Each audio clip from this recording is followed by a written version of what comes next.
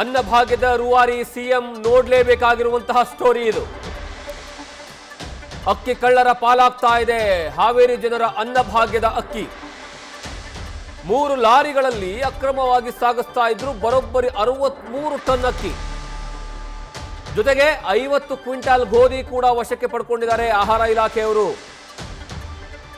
ಸಚಿನ್ ಕಬ್ಬೂರ್ ಎಂಬಾತನಿಂದ ಅಕ್ರಮವಾಗಿ ಸಾಗಾಟ ಮಾಡಲಾಗ್ತಾ ಇತ್ತು.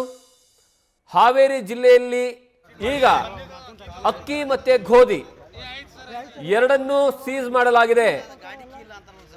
ನೀವು ಇತ್ತೀಚೆಗೆ ಕೇವಲ ಇದು ಒಂದೇ ಅಲ್ಲ, ಹಾವೇರಿ ಒಂದೇ ಅಲ್ಲ, ಹಾವೇರಿಯ ಜೊತೆಗೆ ಹೊಸಪೇಟೆ, ಬಳ್ಳಾರಿ, ಗಂಗಾವತಿ ಈ ಎಲ್ಲ ಭಾಗಗಳಲ್ಲೂ ಅಕ್ಕಿ ಕಳ್ಳ ಸಾಗಾಣಿಕೆಯ ಬಗ್ಗೆ ದೊಡ್ಡ ಮಟ್ಟದಲ್ಲಿ ಸುದ್ದಿ ಆಗ್ತಾನೆ ಇದೆ.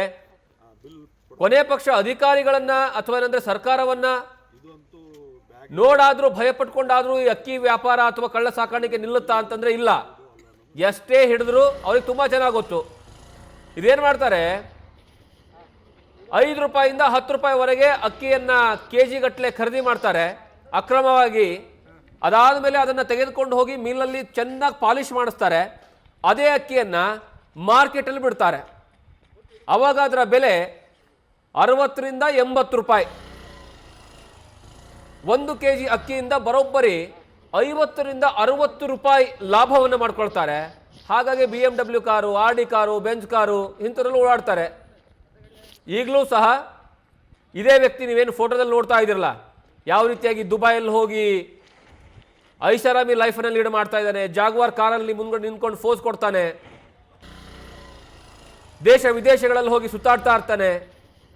ಇದೇ ಕುಖ್ಯಾತಿ ಸಚಿನ್ ಅಕ್ರಮವಾಗಿ ಅಕ್ಕಿ ಮತ್ತು ಗೋಧಿಯನ್ನು ಕಳ್ಳ ಸಾಗಾಟನೆ ಮಾಡ್ತಾ ಇದ್ದ.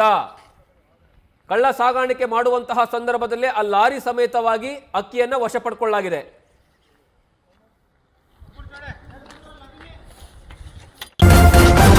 ನ್ಯೂಸ್ ಫಸ್ಟ್ ನಿರ್ಭೀತಿಯಿಂದ ನಿಮ್ಮ ಪರವಾಗಿ.